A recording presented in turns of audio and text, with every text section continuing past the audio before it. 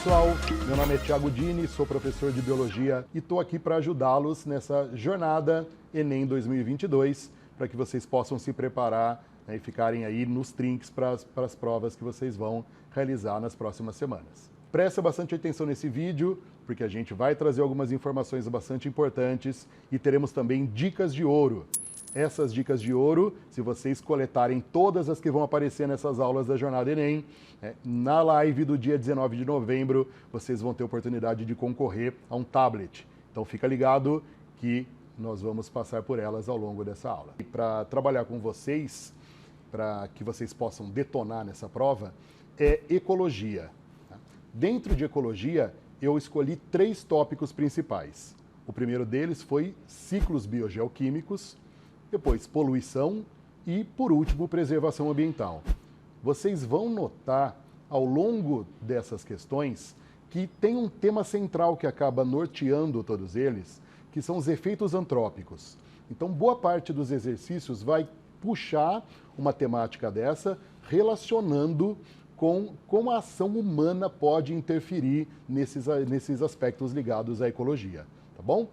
Agora, só para provar para vocês que ecologia é um assunto bastante importante, a gente tem um levantamento estatístico aqui que mostra nos últimos anos a incidência deste tema nas provas do Enem. No levantamento que a gente tem, aproximadamente 23% das questões são exclusivamente deste tema na prova de biologia.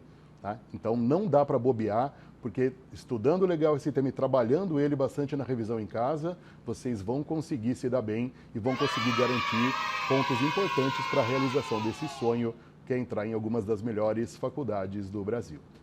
Quando a gente entra no assunto ecologia na prova do Enem, você vai encontrar lá um texto se referindo a uma situação do cotidiano, alguma reportagem mais recente de jornal, tá? E sempre foquem nisso, relacionando a temática da ecologia com algum efeito antrópico da ação humana sobre o meio ambiente.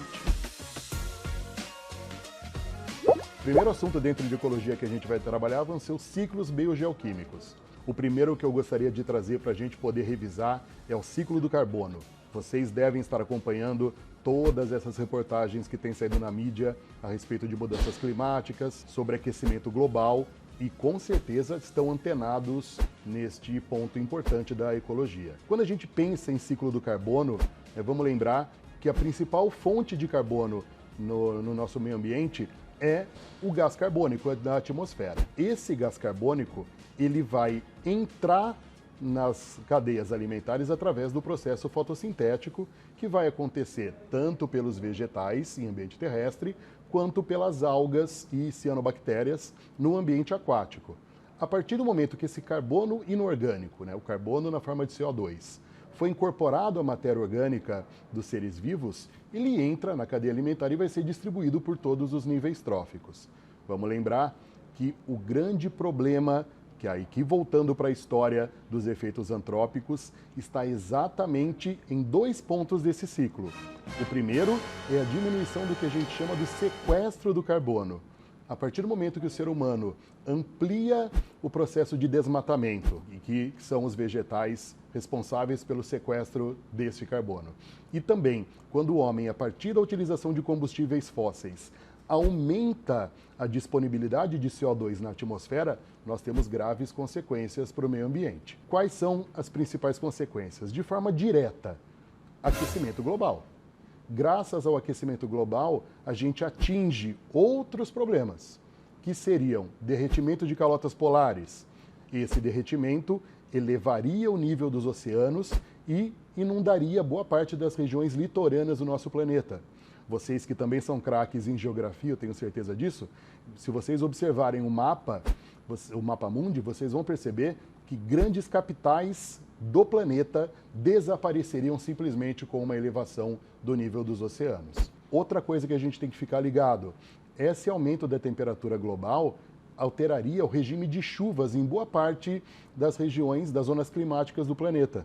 E com isso, nós teríamos outras consequências graves, como no caso do aumento do processo de desertificação. Então, voltando, aonde que a gente tem que prestar atenção aí quando eu falaria para vocês a respeito da dica de ouro nesse assunto. Ação antrópica dos seres humanos na retirada de vegetação nativa, que sequestra o gás carbônico atmosférico, e no aumento da liberação de gás carbônico graças à queima de combustíveis fósseis. Eu queria agora mostrar para vocês como esse ciclo do carbono pode aparecer nas questões do Enem. Primeiro, um Enem que foi bastante recente, o Enem de 2020, onde a gente tem a seguinte questão, ó. Grandes reservatórios de óleo leve de melhor qualidade e que produz petróleo mais fino foram descobertos no litoral brasileiro numa camada denominada pré-sal, formada há 150 milhões de anos. Então, lendo aqui a pergunta, né? A utilização desse recurso energético acarreta para o ambiente um desequilíbrio no ciclo do... O exercício ele está se referindo a petróleo, o exercício está se referindo, consequentemente, à produção de combustíveis. Gasolina, diesel, querosene, por exemplo, querosene de aviação. Então, quando a gente tem essa queima dos combustíveis fósseis, um dos gases que será liberado é o gás carbônico. Quando a gente olha nas alternativas, ele diz lá no item A, interfere e causa um desequilíbrio no ciclo do nitrogênio. Nesse caso, não é o ciclo do nitrogênio que será alterado, a gente viu que é o ciclo do carbono. Por esse mesmo motivo, a gente já pode também eliminar o item B, onde ele vai novamente se referir a este ciclo do nitrogênio. Ficamos aí, né, com as outras três alternativas. Se olharmos na alternativa E, ele vai estar se referindo ao ciclo do fósforo. Também não é o que a gente vai atacar. Item C e item D. Então, no item C, ele vai falar do carbono devido ao aumento dos carbonatos dissolvidos no ambiente marinho. Como é queima de combustível, o nosso problema vai ser a liberação de CO2 para o ambiente, né, na atmosfera. Por isso, é a retirada desse carbono que vai ser eliminado para o meio ambiente devido à liberação das cadeias carbônicas aprisionadas abaixo dos sedimentos. A nossa alternativa é a alternativa D. O nitrogênio é um elemento que ele é extremamente importante para a síntese de moléculas orgânicas. Na revisão de vocês e nos estudos de vocês de preparação, vocês devem se lembrar que o nitrogênio ele é um dos componentes de aminoácidos. Os aminoácidos são os monômeros das proteínas, as principais moléculas orgânicas que compõem os seres vivos.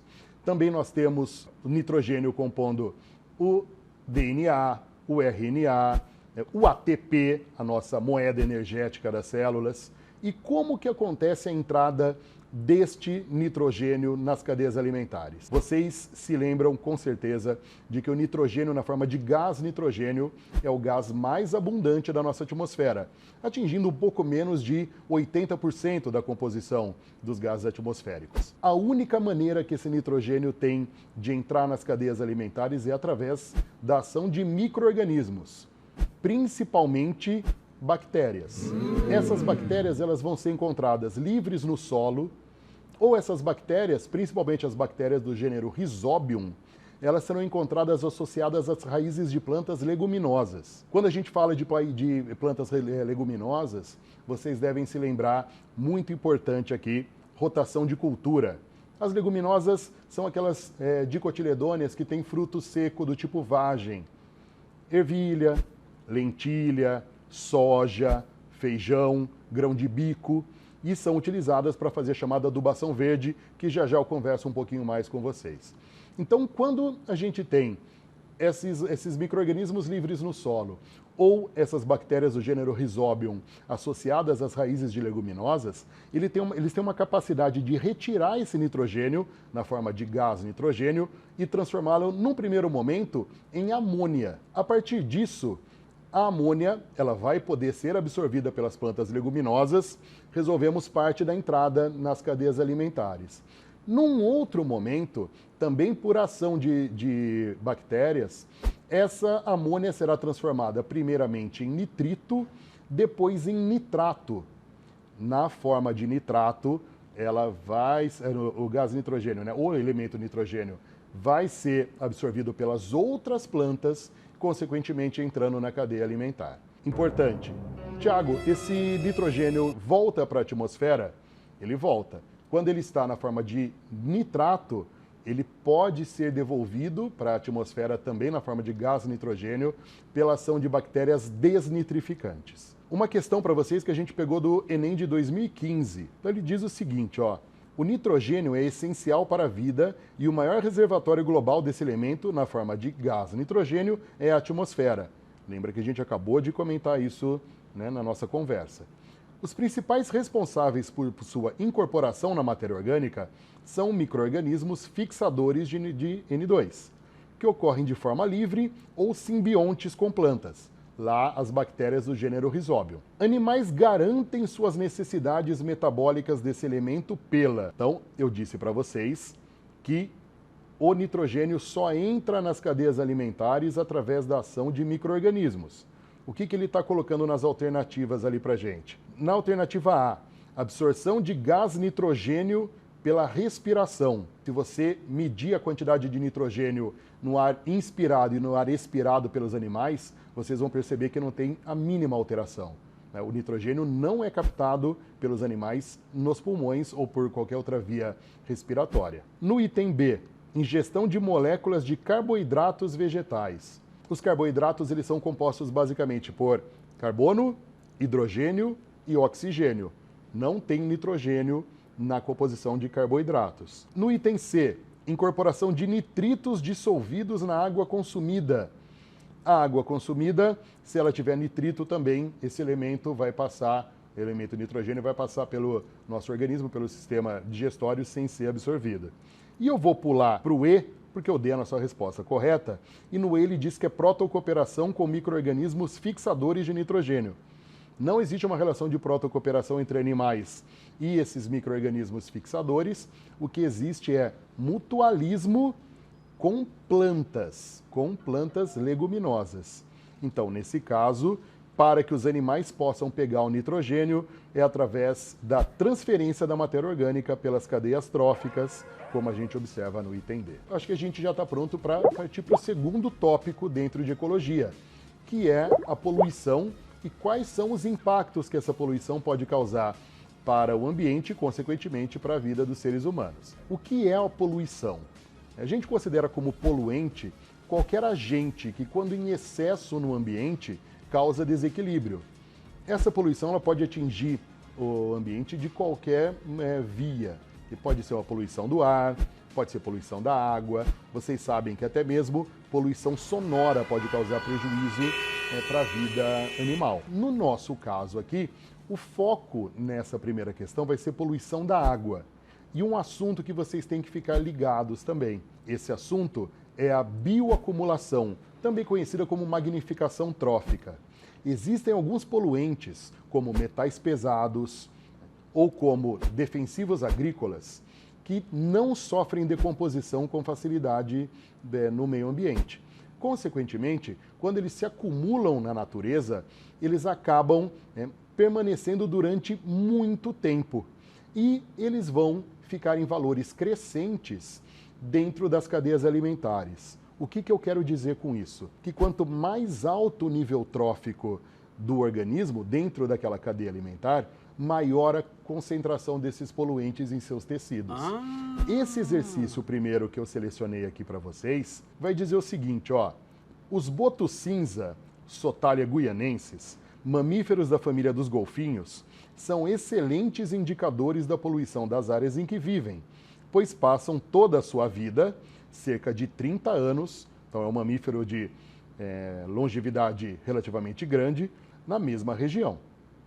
Além disso, a espécie acumula mais contaminantes em seu organismo, como mercúrio, do que outros animais de sua cadeia alimentar. Aí ele quer saber, nas nossas alternativas aí, a razão desta contaminação mais alta especificamente no boto cinza. Por quê? Lembrem-se, o boto é, na bacia amazônica, um animal que é topo de cadeia alimentar. Então, nesse caso, se ele é um topo de cadeia alimentar, ele é um animal carnívoro e ele dá como alternativas para nós. Ó, primeiro, animal herbívoro.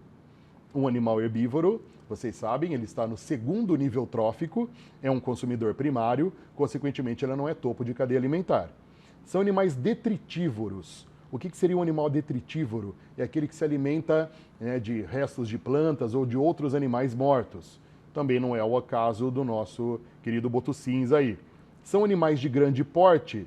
O tamanho do animal não implica necessariamente o fato dele ser o topo de cadeia.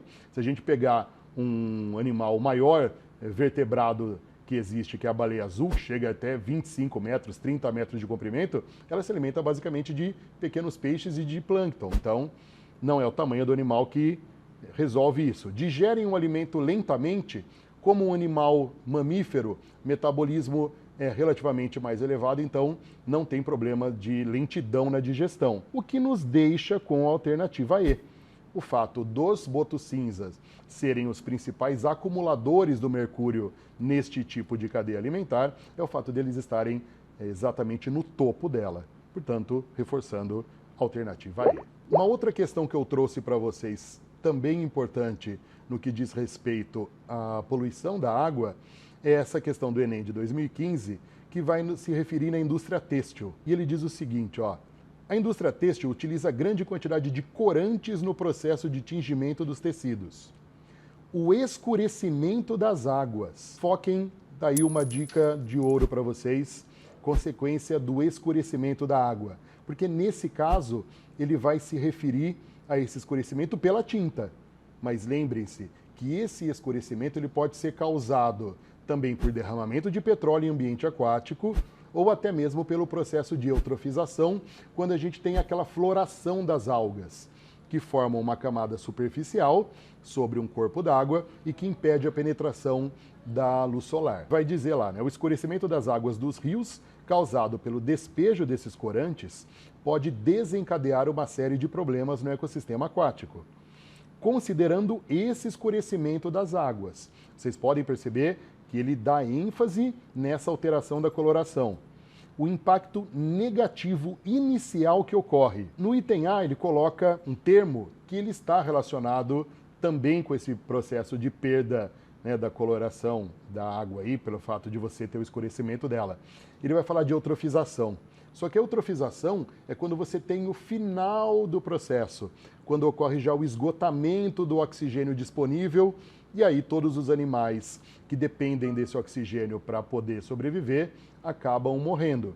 Então, a eutrofização tem relação, mas ele quer o início e não o final. Proliferação das algas. A proliferação das algas, não nesse caso, mas quando tivermos, por exemplo, o derramamento de esgoto que sofre decomposição e libera compostos nitrogenados para as algas. Ou então, produto de lixiviação de solo agrícola, aí ocorre a proliferação das algas. Mas a proliferação das algas aí concorreria com o processo de escurecimento da água. Então também não é, no nosso caso, a resposta mais apropriada. Vou pular C, vocês já sabem o porquê.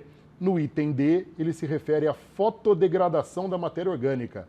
Fotodegradação, degradação da matéria orgânica pela luz. Não é, a gente quer efetivamente um processo no qual a luz vai ser impedida. Então não tem essa relação. E o aumento da quantidade de gases dissolvidos. O aumento da quantidade de gases dissolvidos não tem relação direta com o escurecimento da água. Então, nesse caso, o impacto negativo inicial ao qual o Enem quer que você se refira é a inibição da fotossíntese, que é o que a gente tem na alternativa C. Vamos dar uma olhadinha agora no terceiro e último tópico que eu separei para vocês, que é preservação ambiental. É óbvio que se a gente está buscando o processo de preservação ambiental, é porque ele já passou por um processo de degradação. Ou então, nós estamos tentando evitar que essa degradação se amplie cada vez mais. No caso do Brasil, nós temos alguns biomas que estão extremamente ameaçados. Seja essa ameaça através do processo de expansão, da urbanização ou expansão de fronteiras agrícolas. No caso do Enem, ele não vai atacar diretamente um tópico pedindo para você ser extremamente conteudista. Ele vai, como a gente viu anteriormente, mostrar uma situação problema e pedir para você usar o seu conhecimento prévio para ajudar na resolução desse problema. No Enem de 2019, ele coloca lá, ó, no quadro estão apresentadas informações sobre 2 estratégias de sobrevivência que podem ser adotadas por algumas espécies de seres vivos. Ele põe a estratégia 1 quanto ao hábitat. Ele é um organismo que está mais adaptado a ambientes mais instáveis e imprevisíveis. A estratégia 2, mais estável e previsível. Potencial biótico, que é o potencial reprodutivo daquela espécie. No organismo de estratégia 1, é muito elevado. No organismo de estratégia 2, esse potencial reprodutivo é baixo. Duração da vida. A vida curta e com reprodução precoce, ou seja, o animal ou o organismo em questão, em pouco tempo já está apto para se reproduzir. No caso da estratégia 2, esse ciclo é longo e a reprodução é tardia. Então, um animal que vai viver muito tempo e que vai demorar muito para se reproduzir. Descendentes, muitos e com tamanho corporal pequeno, na estratégia 1. Na estratégia 2, poucos e com tamanho corporal maior. E o tamanho da população, para a estratégia 1 variável, para a estratégia 2 é constante. Depois de apresentar esses dados na tabela, a prova do Enem vai dizer o seguinte, ó, na recuperação de uma área desmatada, então uma área que foi previamente degradada, né, e que ele quer fazer uma reintrodução de espécies. Qual estratégia se adapta melhor? Vamos pensar que um ambiente que foi degradado, ele está muito mais instável do que um ambiente já no seu estágio de clímax. Portanto, ele é muito mais suscetível a mudanças bruscas da natureza, como variação de chuva, variação de insolação. Quando a gente olha para as duas estratégias, fica claro para nós, né, de que o estrategista 1 é muito mais eficaz para tentar esse processo de recolonização desse ambiente previamente degradado. Vamos dar uma olhadinha nas alternativas e ver o que ele coloca ali para a gente. Ó. No item A, estratégia 1, pois essas espécies produzem descendentes pequenos, o que diminui a competição com outras espécies. A competição não está totalmente relacionada com o tamanho do indivíduo, mas sim com o nicho ecológico que ele ocupa. Você pode ter espécies de tamanhos diferentes que acabam ocupando o mesmo nicho, consequentemente eles acabam competindo entre si. Não tem nenhuma informação na tabela que se relaciona com este processo que ele colocou para nós. No item B ele põe estratégia 2, pois essas espécies têm uma longa duração de vida, mas vamos lembrar que a espécie 2 ela está mais adaptada para um ambiente mais estável e previsível, totalmente o contrário do que a gente está encontrando na situação descrita.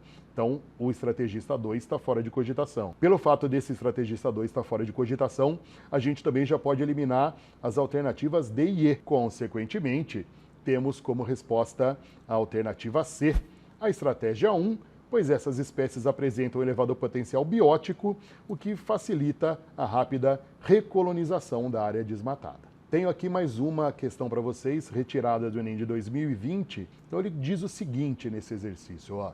A fragmentação dos hábitats é caracterizada pela formação de ilhas da paisagem original, circundadas por áreas transformadas. Então você fragmenta o habitat, por exemplo, para uma expansão de uma área urbana ou para a expansão de uma fronteira agrícola, consequentemente criamos ilhas de preservação, com espaço degradado entre elas. Esse tipo de interferência no ambiente ameaça a biodiversidade. Imagina que uma população de onças foi isolada em uma mata pequena. Elas se extinguiriam mesmo sem terem sido abatidas. Diversos componentes da ilha de habitat, como o tamanho, a heterogeneidade, o seu entorno, a sua conectividade e o efeito de borda, são determinantes para a persistência ou não das espécies originais. Se a gente pensar que ele cita a onça, as onças são animais que têm uma área de circulação, onde elas vão buscar alimento, onde elas vão buscar abrigo, extremamente grande. A partir do momento que o ambiente é fragmentado, elas vão acabar perdendo fonte de alimento e, consequentemente, a população reduz até levando à extinção, como ele descreve aí. Ele quer que a gente diga uma medida que auxilia na conservação da biodiversidade nas ilhas mencionadas no texto. Ele vai colocar no item A para a gente a formação de microhábitats. Se a gente já tem um problema nessas ilhas da paisagem original para interferir na circulação desses animais, um microhabitat seria ainda mais prejudicial para essas onças. Então, consequentemente, não pode ser essa a alternativa mais correta. Ampliação do efeito de borda. O efeito de borda ele se caracteriza pela presença de algumas plantas, alguns vegetais, que acabam criando uma barreira relativamente protetora para as regiões mais internas da mata. Mas isso também não resolveria o problema das nossas onças, porque elas precisam de uma área maior. No item D, ele coloca lá, promoção da sucessão ecológica. A sucessão ecológica, como vocês bem sabem, é um processo natural de recomposição ou de composição de uma área virgem, de uma área que nunca foi povoada antes, ou de uma área que está sendo repovoada. E no item ele coloca introdução de novas espécies de animais e vegetais. Vocês acham que a introdução de novas espécies de animais e vegetais resolveria o problema dessas ilhas? Não, muito pelo contrário, porque você ainda tem uma área reduzida, onde a competição seria extremamente elevada. Isso nos deixa com a alternativa C, que é a construção de corredores ecológicos. Os corredores ecológicos, eles funcionariam como conectores desses fragmentos do ambiente original, permitindo que as onças, no caso, circulassem entre todos esses fragmentos, aumentando a área de caça, aumentando a área de circulação. Então, seria o processo mais viável para que a gente pudesse auxiliar na conservação da biodiversidade. Então, alternativa C. Galera, chegamos aqui ao fim desse nosso papo, dessa nossa conversa da Jornada Enem 2022. Espero que vocês tenham gostado. Compartilhem com os colegas de vocês que vão prestar a prova. Continuem seguindo o COC nas redes sociais. Boa prova, boa sorte para todos. Um abraço.